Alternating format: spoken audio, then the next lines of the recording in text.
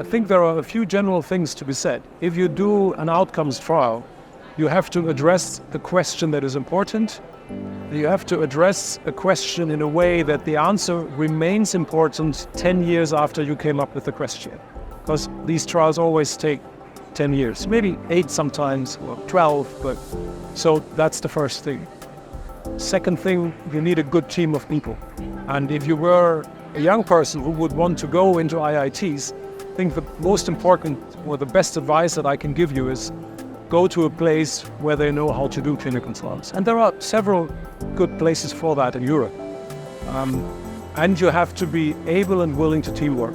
A clinical trial, I think every good piece of research nowadays is teamwork, but that applies a lot more, and the teams are much bigger for clinical trials. Now, the biggest challenge probably is funding. We do need a lot more funding for research in cardiovascular diseases.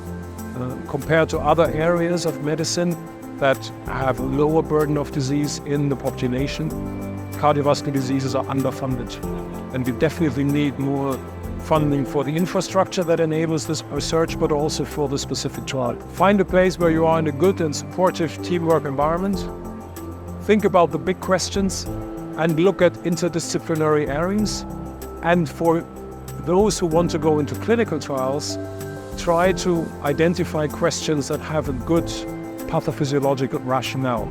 So I think that NOAA AFNet6 is actually finally providing the data supporting the current clinical practice that we had in Hamburg, but it will be practice changing in many places where patients were anticoagulated because of atrial high rate episodes.